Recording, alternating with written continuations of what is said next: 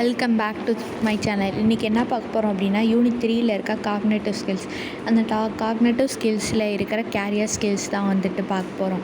Carrier ஸ்கில்ஸ்னால் என்ன friends? ஒரு ஸ்ட்ராங்கான ஸ்கில்லை பில்ட் பண்ணி அதில் வந்து கேரியர் க்ரோத்தில் ஜாப் ரிசர்ச் பண்ணி கேரியர் க்ரோத்தை நல்லபடியாக லைஃப்பில் ஜாப் வாங்கி லைஃப்பில் செட்டில் பண்ணுறதா வந்துட்டு கேரியர் ஸ்கில்ஸ்னு சொல்கிறாங்க. அதில் ஃபஸ்ட்டு வந்துட்டு என்னென்ன தேவை, என்னென்ன இருக்குது அப்படின்னா, ஸ்பாட் த ஆப்பர்ச்சுனிட்டிஸ்னால் என்னென்ன ஆப்பர்ச்சுனிட்டி இருக்குதுன்னு சொல்லிட்டு நம்ம தான் வந்து தேடி போகணும். அதுக்கப்புறம் பில்ட் அ நெட்ஒர்க்னால் எப்படி வந்துட்டு இருக்குது, என்ன ஃபீல்டில் வந்து நெட்ஒர்க் ஃபீல்டில் இருக்குதா அப்படின்றது தேடி போகணும்.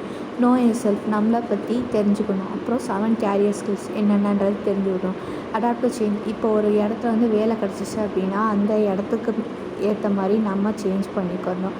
அடுத்து வந்து பில்ட் யுவர் பிராண்ட், நம்ம வந்து எந்த இதில் வேலை பார்க்க போகிறோமோ அதை அங்கே வந்து நம்ம உருவாக்கிக்கிறோம். அந்த இடத்த வந்து எப்படி இருக்காங்க செஞ்சுக்கலாம், நம்ம அதுக்கேற்ற மாதிரி உருவாக்கிக்கிறணும். ரெஃப்ளெக்ட் பண்ணிட்டாங்கன்னா நம்ம வந்துட்டு எதிர்பார்க்குறத அவங்க வந்து அங்கே இது நிறைவேறுதா நம்ம வந்து ரிஃப்ளெக்ட் பண்ணோம். அவங்களுக்கு ஏற்ற மாதிரி நம்ம மாதிரி அதை வந்து பிளான் பண்ணி சக்ஸஸாக கொண்டு போகணும்.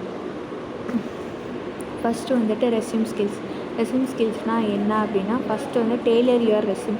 நம்ம ஒரு ரெஸ்யூம் வந்து நல்லபடியாக வந்து உருவாக்கணும். அதில் ரெஸ்யூமில் என்னென்ன வரும், ஆப்ஜெக்டிவ்ஸ் வரும், அப்புறம் நம்மளோட பர்சனல் ஸ்கில்ஸ் வரும், எஜுகேஷன் குவாலிஃபிகேஷன், இது எல்லாமே வந்துட்டு இருக்கும். அது வந்து இப்போ நம்ம வந்து இது அப்ஜெக்டிவ்ஸ்னு ஒன்று போடுறோம்ல, அது வந்து ஃபார் எக்ஸாம்பிள் இப்போ வந்து நம்ம டைப்ரைட்டிங் ஜாபுக்கு வந்து அப்ளை பண்ணுறோம் அப்படின்னா நம்மளுக்கு வந்து கம்ப்யூட்டர் நாலேஜ் இருக்குது, அதனால் நான் வந்து I will give best of to this company அந்த மாதிரி ஒரு இது வந்து போடணும். டீமை வந்து 5% 20% வரைக்கும் சேல்ஸ் பண்ணுவேன், கண்டிப்பாக வந்து இன்க்ரீஸ் பண்ணி சேல்ஸ் பண்ணுவேன்ற மாதிரி சொல்லுவாங்க. அடுத்து குவான்டிஃபை அச்சீவ்மெண்ட் அப்படின்னா நிறையா இதை வந்து நம்பர்ஸ் உருவாக்கணும், நிறையா பிளானை வந்து ஒர்க் அவுட் பண்ணணும். அடுத்து கீப் இட் கான்சியஸ், ஒரு பேஜுக்கு வந்து என்ன தேவையோ அது போடணும். செகண்ட் பேஜில் ரெஸ்யூமில் வந்துட்டு நம்மளோட எக்ஸ்பீரியன்ஸ் பற்றி போடணும். அடுத்து இன்டர்வியூ ஸ்கில்ஸ் அப்படின்னு செகண்ட் வந்து இன்டர்வியூ ஸ்கில்ஸ்னால் என்ன அப்படின்னா, ஃபஸ்ட்டு வந்து அந்த கம்பெனியை பற்றி வந்து ரிசர்ச் பண்ணணும் அப்படின்றாங்க. அந்த கம்பெனியோட மிஷன் என்ன, அதோட வேல்யூஸ் என்ன, அது அங்கே வந்து இப்போ ரீசெண்டாக என்ன நடந்துச்சு, என்ன டெவலப்மெண்ட் வந்துச்சு அப்படின்னு சொல்லிட்டு ரிசர்ச் பண்ணணும். ப்ராக்டிஸ் காமன் கொஸ்டின்ஸ், இப்போ ஒரு கம்பெனிக்கு இன்டர்வியூக்கு போனாலே வந்துட்டு tell me about your self, உன்னை பற்றி நீ சொல்லு, உன்னை பற்றி சொல்கிறதுனால நாங்கள் எதுக்கு உன்னை கேட்கணும், why should we hear you அந்த மாதிரி வந்து கொஷின் கேட்பாங்க. அதுக்கெல்லாம் அந்த காமன் கொஷின்ஸ்க்கு எல்லாமே ப்ராக்டிஸ் பண்ணி இன்டர்வியூ வந்து அட்டன் பண்ண போகணும் அப்படின்றாங்க. யூஸ் ஸ்டார் மெத்தட்னால் அந்தந்த சிச்சுவேஷனுக்கு ஏற்ற மாதிரி நம்ம வந்து அடாப்ட் பண்ணிக்கணும். நம்ம வந்து அவங்க என்ன கொஷின் கேட்குறாங்கன்றத புரிஞ்சுக்கிட்டு நம்ம வந்து ஆன்சர் பண்ணணும். நம்ம அடுத்து ஆஸ்க் இன்சைட்ஃபுல் கொஷின்ஸ் அப்படின்னா, நம்ம வந்து ஒரு கொஷின் கேட்குறாங்க அப்படின்னா அங்கே வந்து இன்ட்ரெஸ்ட் எடுத்து பதில் சொல்லணும். அங்கே ரோல் என்னன்றதை புரிஞ்சுக்கிட்டு நம்ம வந்து அந்த கம்பெனிக்கு வந்து ஒர்க் பண்ணணும் அப்படின்றாங்க. அடுத்து டிஸ்கஷன் ஸ்கில்லில் ஃபஸ்ட்டு வந்து என்ன வருது அப்படின்னா, ஆக்டிவ் லிசனிங்லாம் என்னென்னா, நம்ம வந்து ஃபஸ்ட்டு வந்து அவங்க என்ன சொல்ல வராங்கன்றதை புரிஞ்சுக்கிட்டு அதுக்கப்புறம் நம்ம வந்து ரெஸ்பான்ஸ் பண்ணணும். Next B conscious and clear, அவங்க என்ன சொல்ல வராங்கன்றத அந்த டாப்பிக்கில் வந்து ஸ்டேபிளாக இருக்கணும். தேவையில்லாமல் அந்த இடத்துல வந்து பேசக்கூடாது. அடுத்து வந்து ரெஸ்பெக்ட் டிஃப்ரெண்ட் வியூ பாயிண்ட்ஸ் அப்படின்றாங்க. அப்படின்னா என்னென்னா, நம்மளோட நாலேஜ்ன்றது என்னன்றதை மற்றவங்கக்கிட்ட ஷேர் பண்ணணும். அடுத்து யூஸ் ப்ரொஃபஷ்னல் பாடி லாங்குவேஜ், நம்ம வந்து அந்த இடத்துல இப்போ நிறைய ஐடி கம்பெனிஸ்லாம் போனால் மீட்டிங்கில் வந்துட்டு மேக்ஸிமம் இங்கிலீஷ் லாங்குவேஜ் தான் பேசுகிற மாதிரி இருக்கும். அப்போ அந்த இடத்துல வந்து நம்ம இங்கிலீஷ் ஃப்ளூயன்சி, நம்ம பேசுகிற லாங்குவேஜ் வந்து மக்களுக்கு வந்து புரிய செய்யணும். இங்கிலீஷ் ஃப்ளூயன்சி வந்துட்டு வரணும் அப்படின்றாங்க. அங்கே வந்து ஐ கான்டாக்ட் வந்து மெயின்டைன் பண்ணணும். டெஃபிஷியன்சி ஃபியூச்சர்ஸ் எல்லாமே வந்துட்டு அவாய்ட் பண்ணணும் அப்படின்றாங்க. அடுத்து எக்ஸ்ப்ளோரிங் டீம் ஆப்பர்ச்சுனிட்டிஸ் அப்படின்றாங்க.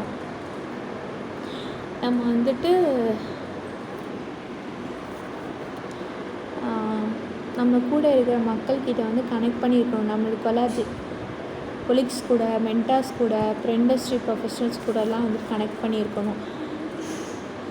நம்ம வந்து ப்ரோஆக்டிவ் அப்படின்னா, நம்ம வந்து ப்ராஜெக்ட்லாம் நடக்குது, இப்போ கம்பெனியில் ப்ராஜெக்ட்லாம் நடக்குது அப்படின்னா அங்கே வந்து நம்ம இன்ட்ரெஸ்ட் வந்து காட்டணும், ப்ராஜெக்டில் வந்து சக்ஸஸ் பண்ண வைக்கணும். அடுத்து ஹைலி ட்ரான்ஸ்ஃபரபிள் ஸ்கில்ஸ் அப்படின்னா, நிறையா வந்துட்டு எக்ஸ்பீரியன்ஸ் பீப்புளெலாம் வந்துட்டு அங்கே வேலை பார்ப்பாங்க. அவங்க வந்துட்டு நம்மளை வந்து நிறைய ஐடியாஸ் வந்து சொல்லுவாங்க. அப்போ வந்து டிஃப்ரெண்ட் டீம்ஸ் கூட வந்து நம்ம ஐடியாஸை எக்ஸ்ப்ளோர் பண்ணி அப்படியே கம்பெனியை வந்து சக்ஸஸ்ஃபுல்லாக கொண்டு வரணும். அடுத்து சீக் ஃபீட்பேக். நம்ம வந்து ஃபீட்பேக்கை வந்து கேட்கணும், நான் சொல்கிறது கரெக்டாக அப்படின்னு. Understand areas to improve grow within teams. நம்ம வந்து புரிஞ்சுக்கிட்டால் மட்டும் அந்த டீமில் வந்து இம்ப்ரூவ் பண்ண முடியும் அப்படின்றாங்க. அடுத்து டீம் ஸ்கில்ஸ் அப்படின்னா, ஃபஸ்ட் டீம் ஸ்கில்லில் ப்ரெசன்டேஷன் ஸ்கில் அப்படின்றாங்க. அந்த டீம் ஸ்கில்குள்ள ப்ரெசன்டேஷன் ஸ்கில் என்ன அப்படின்னா, ஒரு கண்டென்ட்டை வந்து டெலிவர் பண்ணுறத கிளியராக சொல்லணும், என்கேஜ் பண்ணணும், ப்ரெசன்டேஷனை நீட்டாக வந்து ப்ரெசென்ட் பண்ணணும், விஷுவல் எய்ட்ஸ் வந்து நல்லா காட்டணும், எஃபெக்டிவாக யூஸ் பண்ணணும். அப்புறம் வந்து மெசேஜை வந்து தெளிவாக வந்து சொல்லணும். ஃபார் எக்ஸாம்பிள் வந்துட்டு இப்போ வந்து நான் ஒரு விஷயத்தை வந்து சொல்கிறேன் அப்படின்னா, இப்போது ஃபார் எக்ஸாம்பிள் வந்துட்டு மொபைல் ஃபோன் யூசேஜை பற்றி நான் ப்ரெசன்டேஷன் பண்ணுறேன் அப்படின்னா, அந்த இடத்துல வந்துட்டு இப்போது வந்து 22 இயர்ஸ் இருப்பாங்க, 30 இயர்ஸ் இருப்பாங்க. அப்போ நான் வந்து 22 இயர்ஸ்க்கு ஏற்ற மாதிரி சொன்னால் மட்டும்தான் ஆடியன்ஸ்க்கு ஏற்ற மாதிரி புரியணும். டிஃப்ரெண்ட் ஆடியன்ஸ் உட்காந்துருக்கும்போது அதுக்கேற்ற மாதிரி நான் வந்து மெசேஜ் கன்வே பண்ணணும் அப்படின்றாங்க. அடுத்து வந்து ட்ரஸ்ட் அண்ட் கொலாப்ரேஷன். நம்ம வந்து ஒரு மியூச்சுவல் அண்டர்ஸ்டாண்டிங் வந்து அங்கே கொண்டு போகணும். Encouraging open and honest communication. நம்ம வந்து ஓப்பனாகவும் நேர்மையாகவும் அந்த இடத்துல வந்து வேலை பார்க்கணும். நம்ம வந்து working together to achieve common goals.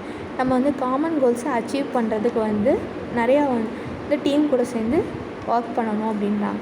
Listening as a team skill அப்படின்றாங்க. அடுத்து நம்ம வந்து ஆக்டிவ் லிசனிங்கை வந்துட்டு நம்ம வந்து புரிஞ்சுக்கலாம், டீம் மெம்பர்ஸ் என்ன சொல்ல வராங்க அப்படின்றது. அப்புறம் வந்துட்டு நம்ம வந்து ஃபீட்பேக் வந்து கொடுக்கணும் அப்படின்றாங்க. அடுத்து பிரெயின் ஸ்டார்மிங் அப்படின்றது க்ரியேட்டிவாக ஐடியாஸ் வந்துட்டு ஷேர் பண்ணணும், ஜென்ரேட் பண்ணணும்,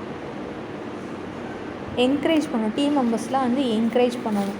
ரீஃபைனிங் ஐடியாஸ், அதை வந்து எப்படி அந்த குரூப் டிஸ்கஷனில் வந்து ரீஃபைன் பண்ணணும்.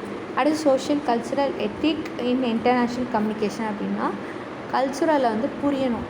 ஏன்னா டிஃப்ரெண்ட் ஏரியாஸில் வந்துட்டு இருந்து வந்திருப்பாங்க, அவங்களோட கல்ச்சுரல் ஸ்டைல்ஸ் என்ன, அவங்களோட கம்யூனிகேஷன் ஸ்டைல்ஸ் என்னன்னு ஃபஸ்ட் நம்ம புரியணும். அப்புறம் respecting social norms and professional எத்திக்ஸாக அக்ராஸ் சோஷியல் நார்ம்ஸை வந்துட்டு புரிய வைக்கணும் அப்படின்னா.